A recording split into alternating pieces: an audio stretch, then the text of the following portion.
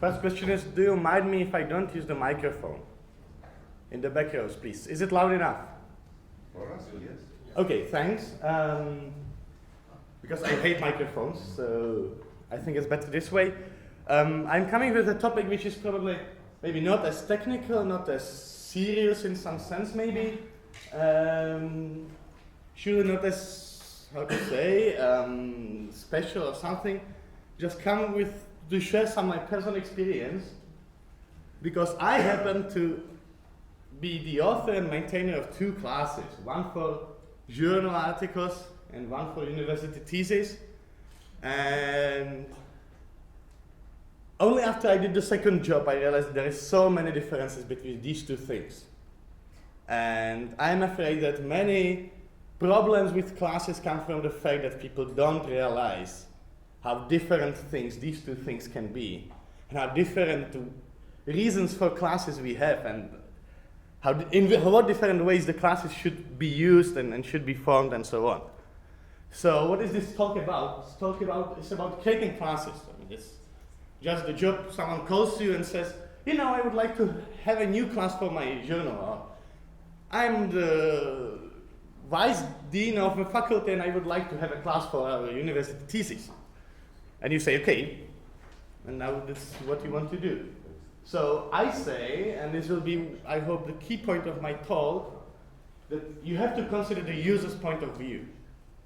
It's always the person who sits and writes document class, my class, who is the most important person for your class. And I think that once you think about this, then what all the things I say will be just some obvious facts, actually. But let's try to say it. And the last thing is, Barbara Beaton said once, examples are always good. So I will show things on examples. And let's start with some typical usage of the classes. So you have a journal, and now what happens in a journal? So the author has an article, he typesets the article, and there is the review process with everything that comes with the review process. Okay, now the article is accepted, the author ships the final version to the journal, and now you have the copy and you can typesetting, maybe with please alter this, figure number 5 is very low quality, could you provide higher quality image, and I don't know what, all these things, and finally have the result. That's good.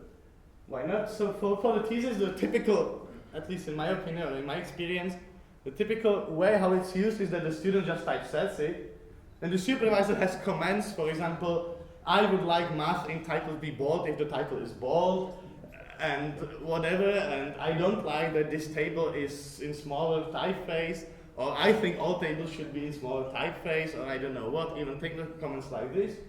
Then student submits the final version and that's it. Usually my experience is that this is what happens, with one flaw and one problem maybe, and I will get to it later. As well, what is typical for a journal article is that the journal has some identity or style. We all realize how AMS articles look like. Come on, we know how it looks like. It's the AMS style, and it's the Springer style, and so on. You know, all large publishers have some standard identity of their journals, and you recognize it. If you work in the field, you recognize it. Then the journal decides our packages. For example, I work with PDF LaTeX. PS FRAC is forbidden completely. I don't accept articles with PS FRAC. You can pre-process it yourself, but I don't accept articles that use PS FRAC. And journal has full control of output. Because the last thing that happens is the proofreading. The journal sends you the proofreading, and you either disagree and the journal agrees that there was a mistake and corrects it, or you disagree, and if the journal doesn't make you disagree, then they just withdraw your article. That's what can happen. So you as an author don't have the last say. The only last say you can have, I don't want the article to be published in this form. And the journal can say, okay, goodbye.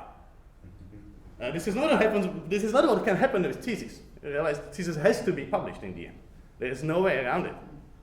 And what happens with thesis is that if you have some typically university corporate identity, colors, logos, fonts, whatever comes with it, you have some style restrictions, like we would like our thesis to be 2-page, or we would like our thesis to be two sides or to be one side. Then you have some ridiculous style restrictions. Like, if I remember correctly, there is a university in which style it is that odd pages are on the left. So, well, it's not something good probably, but it happens.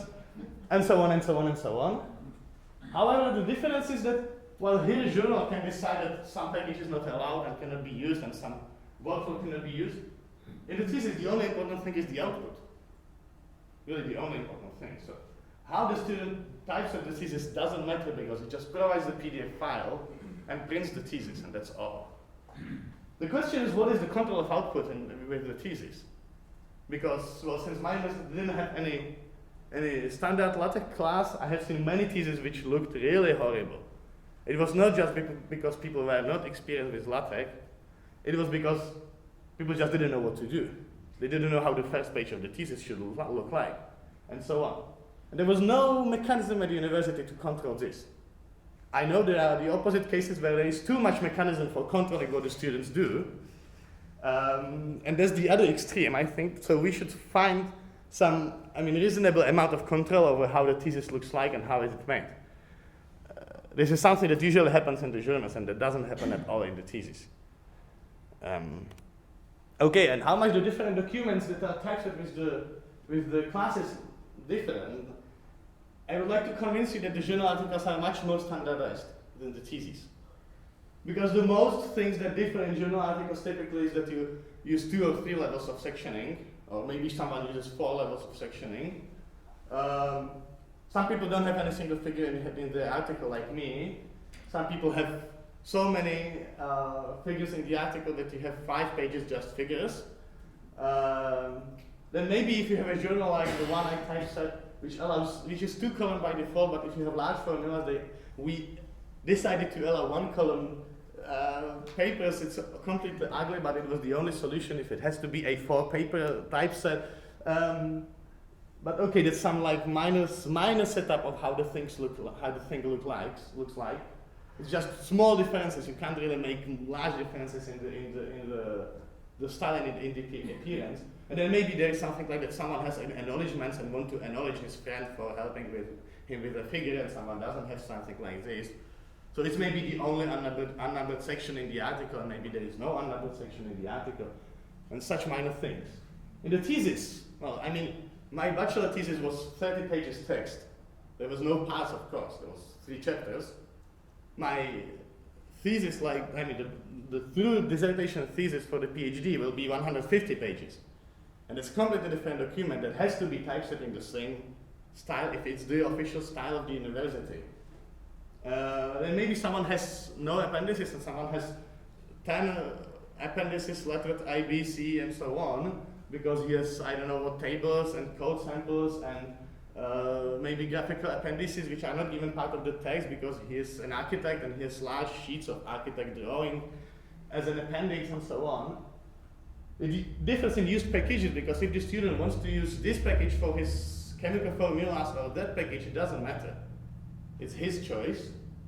And as well, the student has some personal preferences in his document, and I think that the student should be allowed to put some of his ideas to some extent to how the thing looks like, not really in the sense of changing font or whatever, but maybe in the sense exactly of choosing, I would like parts in my thesis, or just chapters, or I would like bibliography to be a numbered appendix or to be a non-numbered appendix, or I don't know what, stuff like this. And as well, another thing is, and that's maybe the important thing, journal typically has a narrow topic. If you look at a journal then all is, I don't know, DNA computing, and there's a journal of DNA computing, and everyone is doing DNA computing, or maybe there is a journal on something else, and so on. And author chooses his journal. I decided not to choose one journal because I so much didn't like their style. And it's my choice. It wasn't such a serious choice. It wasn't a really good journal, so, but I did it. It did so. You can do it. The student can't do it. Student can't say, I won't use this template if it's the only official template of the university. You can choose your university. Yes, but you choose your university by other by much more important means than what the style of the thesis is. You don't know what is a thesis when you come to the university. So, yes, you can do so, but you probably don't do so in your third year when you first write a project or thesis, or how you call it. And as well, the other thing is that the variety of topics is so big. Even at my department, there is such a variety of topics. And this means that you cannot accommodate everybody with one very strict, fixed style. Okay. Before I go forward, I will just mention the two classes that I made. One is for a journal that is called Hejda Polytechnica. It's published by my university. It's 3 years old. Back then, I didn't almost know what is LaTeX 3. So I decided, let's make it LaTeX 2 Epsilon. But I don't like the programming language of LaTeX 2 Epsilon, so I ended with so much tech code in the class. I will show you the sample, but you promise that you won't look at it. The thesis style is quite new. It was actually a project of this year. The graphic design was not something I had to do because Petr Olszak did the design. And actually, this is a continuation of his work because he made a style for the thesis in plain, but there was a call for style in LaTeX, so well, we created it. There is as much LaTeX 3 as possible. There is much more LaTeX 3 now than there was 3 years ago. The core of the LaTeX 3 XPL3 is very large now, and it's really convenient to work with. I'm happy to say so, and I'm happy to thank all the people who do it. Okay, but I think that even the rest of the talk is showing how the classes are coded. It's not really limited to these two cases. It's just maybe a showcase of how things could be done. So let's go to the examples. Typical minimal document for a journal article is something like that. You have the class, and even begin document immediately because everything that is before make title doesn't matter where it is.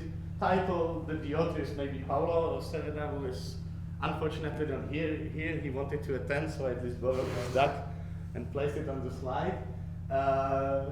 Then you have some affiliation abstract keywords, and that's all. You do make title, and after make title is just any document that could be in article class or whatever. The difference in the code after make title, we all know that there should be almost no difference.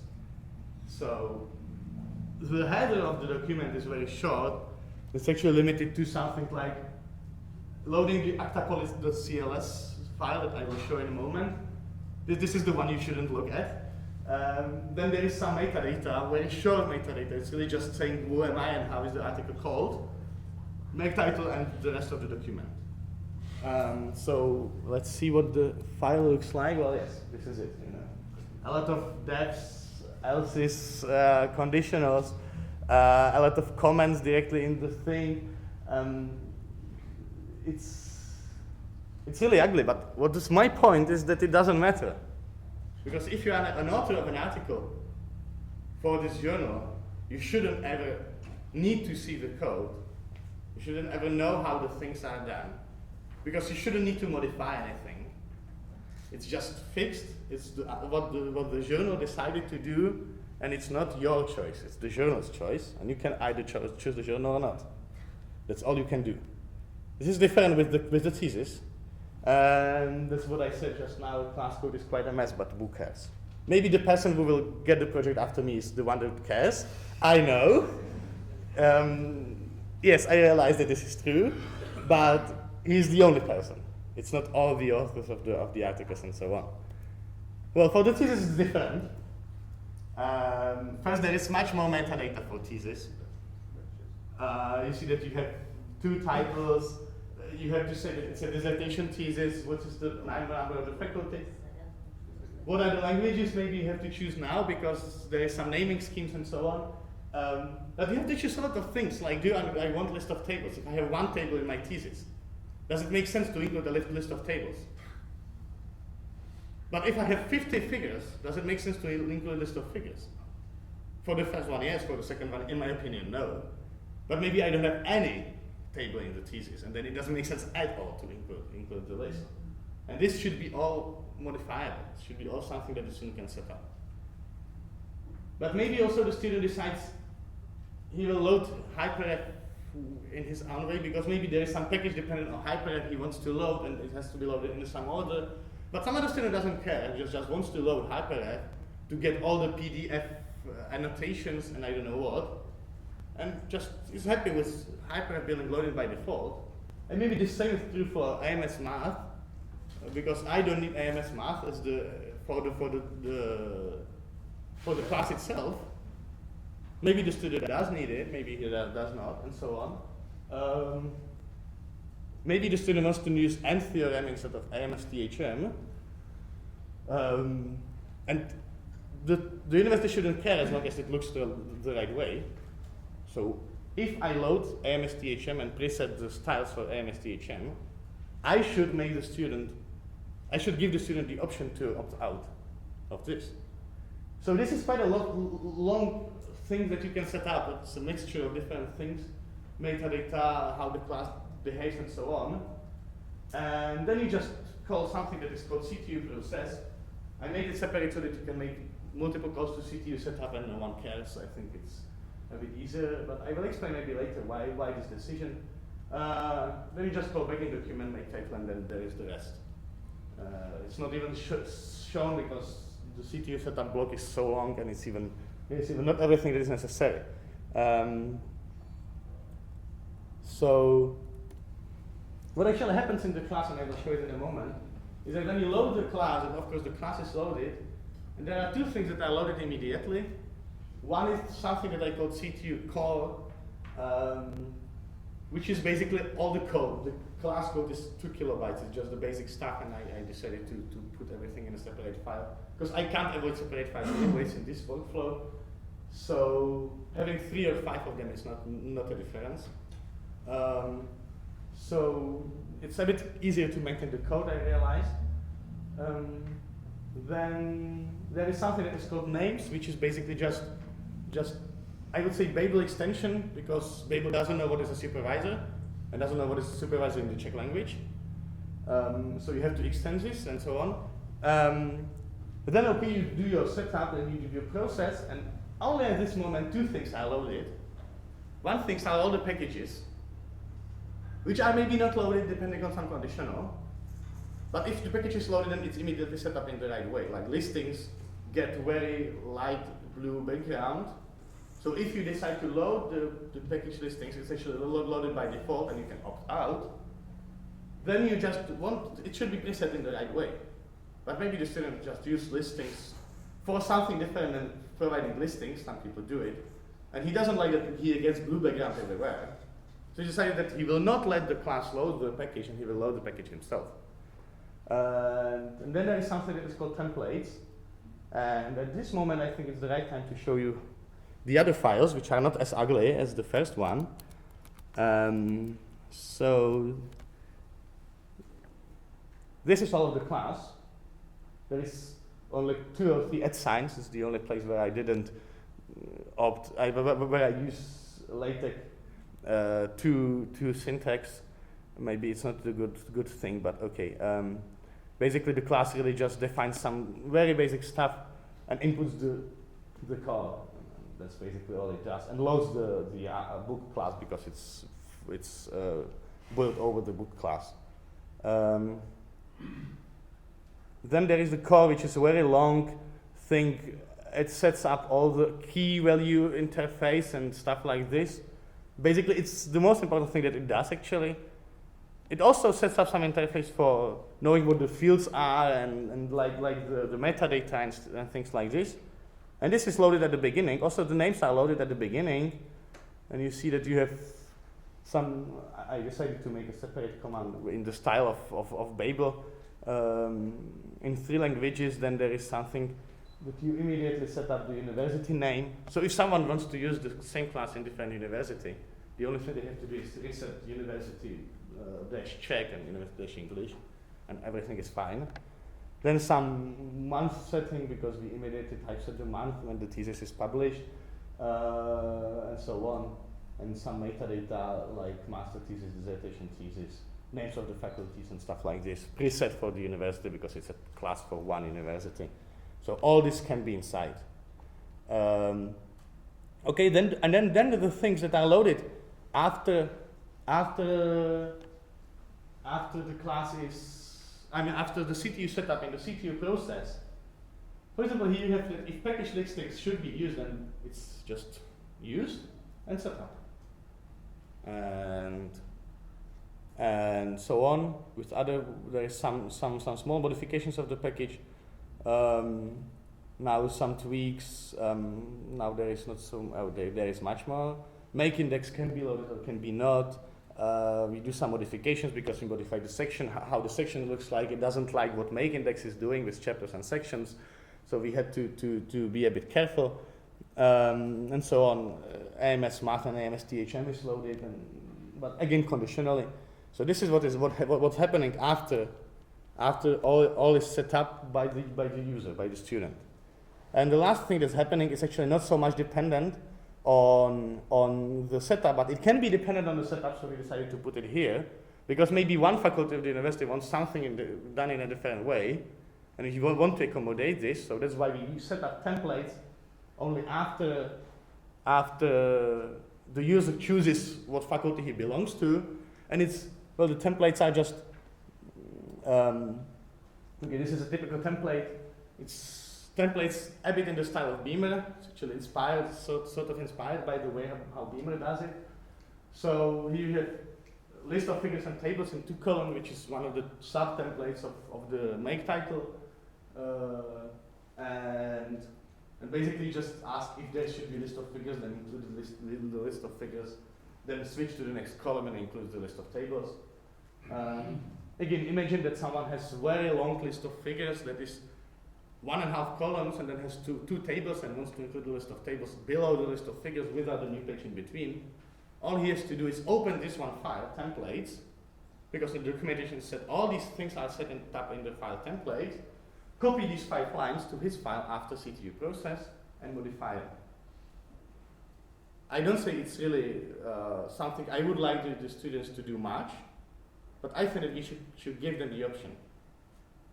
And okay, this is the last file of the class. It's really 5 files in quite tidy house, I would say. Everything is reasonably commented. There is a manual to it. It's really 5 files, each with different purpose. And I think it works quite well. So this is what I said. It's a tidy house with 5 rooms, 5 files.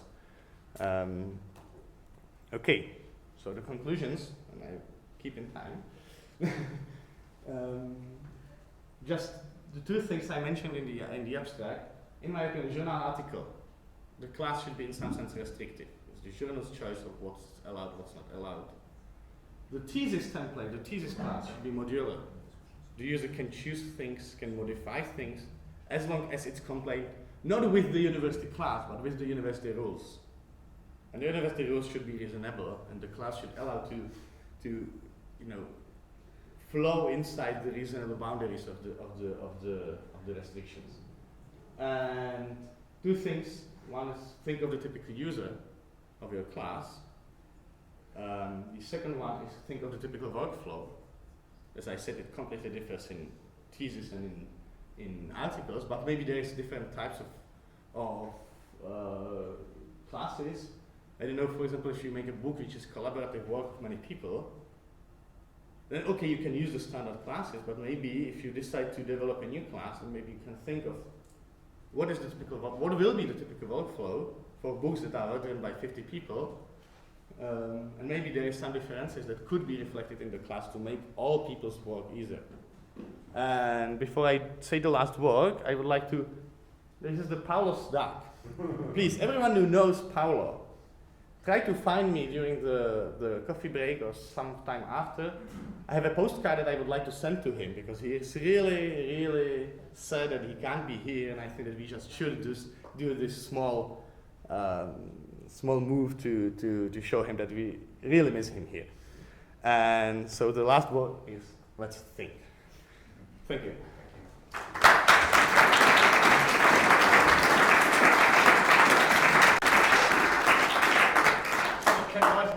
We have time for some questions. How many support calls article and for thesis? Okay, for article, there is not so many of them because people just do it their way, and then you have to undo it their way so that you can do it your way. For the thesis, the class is very new. There's like 2 or 3 test users, and so far there is not. But it's more experienced people who decide to test a new class for the university before it's officially released. So there is not so many people who test it, and it's more comments like, you know, in our faculty, in our department, we used to go supervise I don't know how it's called, the project manager or something like this. Is it possible to do it in your class? And I realized, okay, I forgot to mention this one specific thing in the manual, or maybe they didn't read the manual.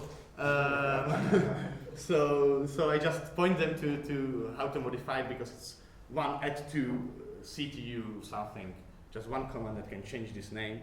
And maybe it's a discussion on the level of the university, how it should be called and whether the students can modify it.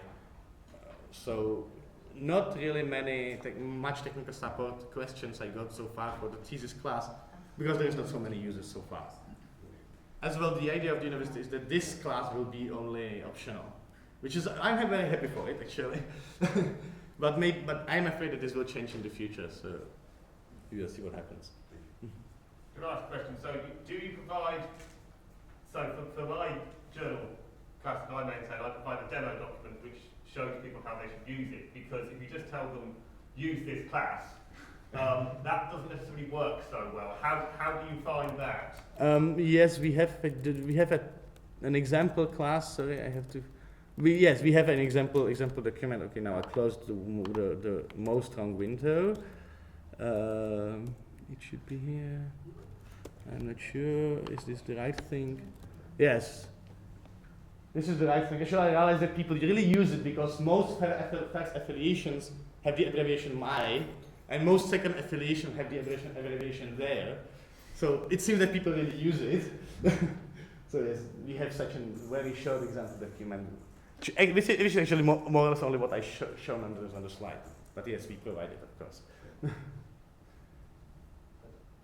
you show us some output of the first and second edition? Yes.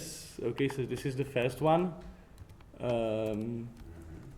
It's just, well, it's accommodated from all the style that was used by the journal. So we decided to keep some things. But for example, the user cannot get rid of preprint marker in the class himself. Well, he can, but he has to know how, and he doesn't know how, for example. So it's small things. But yes, this is it. It's just, I mean, that's what we decided to. I realize how difficult it is to work in 2-column. But A4 is just too large, and it's the only thing we can print for cheap. So that's it. For the second one, it should be somewhere here. If I try this, yes. Okay. So this is how it looks like. As I said, this is thanks to Petrosha. So this is the title page. Then you have the acknowledgements and some things, abstracts in both languages. You see, this is a test case, so you have some very strange things inside. The contents just typeset in 2-column as well. Then the class itself uses 1-column, quite narrow fashion, as it should be, with large outer margins, reasonably large outer margins. We think of the binding, but the point is that the binding is quite standard in the Czech system. It's always hardcover, so we can approximate quite well how much binding space the users need. But there is a switch for it, so you can modify the binding amount. So well, yes, this is how it looks like. Can you show me an example with 2-column with the mathematical equations spanning the both of them? No, we don't do this. If we have log equations in the article, then we typeset the whole article in 1 column. There is 3 bad choices in this case. We all know it. One choice is to break all the long equations, which is possible as long as the long equation is not 1 fraction. The second bad choice is to have long formulas inside 2-column, which is so confusing. Always, I didn't see any way how it wouldn't be confusing. The third option is what we do, to have one article in the row issue, one column, and all the other articles, 2 columns. So choose your favorite of these 3 bad options. So even while you're doing all these things, the line number macro will break. While applying the line number macros. Yes, I don't, well, no, actually, this is not a line number macro. This is hard-coded in the margin. Yeah. 1 to 60 on one page and 61 to Just 120 ruler. on the other It's more side. a ruler. It's really a ruler, but it's so, people really don't realize it's a ruler, and they use it in the right way and say, on line number 58, please correct this name was misspelled during the typesetting process. And they really mean this 98 and not line 98 on the page. So. I think we should thank again for a very interesting